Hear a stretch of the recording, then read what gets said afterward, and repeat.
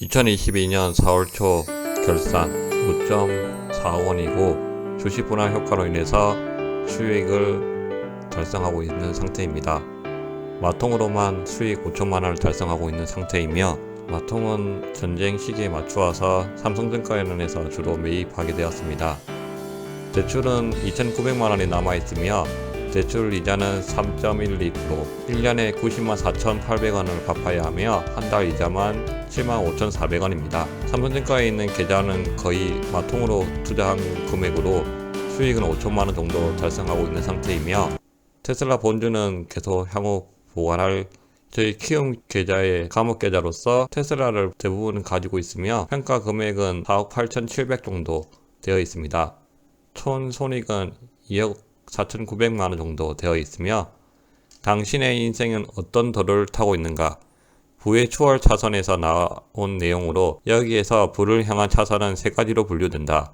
첫 번째 인도, 두 번째 서행 차선, 세 번째 부의 추월 차선 등이 있는데, 부의 추월 차선으로 가보는 것을 추천해 드립니다. 인도를 걷는 사람, 돈에 대한 관념이 없다. 그저 돈이 생기면 자신이 원하는 사치품을 사기에 바쁘다. 인도를 걷는 사람은 수입에 비해 지출이 큰 편이지만 신용카드를 이용해 자신을 시간의 노예로 만든다. 서행 차선, 돈은 테크모아 태산이라는 명언을 실천하는 사람들이다. 일반적으로 회사를 통해 급여를 받으며 노년을 위해 저축을 한다. 저 같은 경우에도 서행 차선을 하는 경우에 해당되는데, 부의 추월 차선으로 가기 위해서 노력하고 있으며, 부의 추월 차선, 관념이 다르다. 그들은 돈보다 시간을 소중하게 여기며 시간을 돈으로 환산하지 않는다. 늘 배움을 갈망하고 수많은 사람에게 자신의 가치를 닫는 방법에 대해 연구한다. 고로 백만장자는 100만 명에게 자신의 가치를 닫게 만든다. 스스로 사람들에게 많은 영향력을 끼칠 수 있는 사람은 돈을 쫓지 않아도 돈이 들어온다는 것을 볼 수 있었습니다. 부의 추월 차선을 타기 위해서는 어떻게 해야 할까? MJ 드마코는 부의 추월 차선으로 갈아타기 위해서는 5가지 계명을 만족시켜야 한다고 합니다. 아래의 5가지 계명을 간략하게 상리해 보겠습니다.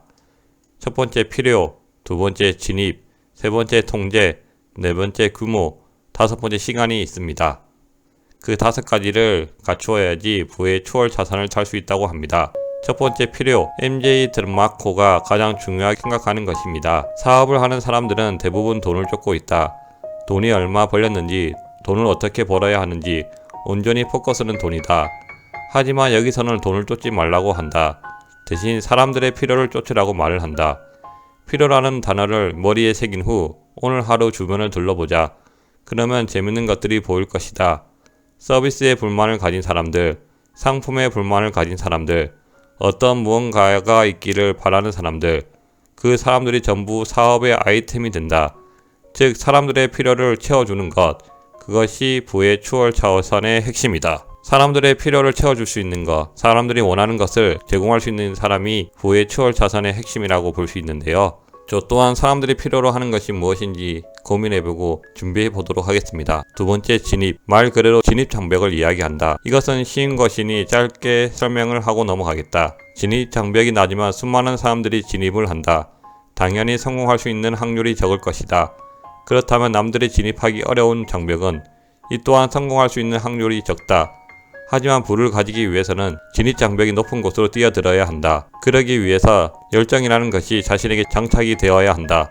부는 결과가 아닌 과정이다. 쉽게 성공한다면 세상 모든 사람이 전부 부의 추월 차선을 타고 있을 것이다. 과연 그건 추월 차선이 맞을까? 라고 이야기하는데, 테슬라 같은 기업이 진입장벽이 높기 때문에 다른 기업들이 쉽게 이길 수 없고, 일론 머스크의 열정이 누구보다 높기 때문에 그 기업에 투자하고 있는 상황입니다. 세 번째 통제, 이 부분도 중요하다. 자신이 회사를 다니고 있다면 자신이 통제하고 있는 부분은 얼마나 되는가? 시간, 마케팅, 재무 등등 회사에서 통제를 한다. 그렇다면 자신은 회사의 통제를 당하고 있는 것이다. 여기서 부의 추월 차선을 타고 있는 사람은 그 회사의 오너가 될 것이다. 부의 추월 차선을 타기 위해서는 자신의 모든 것을 통제할 수 있어야 합니다. 그런 환경을 만들어야 한다. 네 번째 규모, 당연히 규모가 큰 회사여야 된다고는 생각을 할 것이다. 이것은 다 아는 사실이니 패스하고 다른 틀을 설명해 보겠다. 그냥 무조건 큰 회사가 아닌 첫 단락에서 말했듯 자신의 가치가 얼마나 많은 사람에게 전달이 되는지가 중요하다. 즉 자신이 만약 어떤 동네에서 가게를 하나 냈다고 치자. 그렇다면 그 가치는 그 동네에만 전달이 될 확률이 높다. 그렇다면 여기서 해결할 수 있는 문제는 프랜차이즈를 만드는 것이다.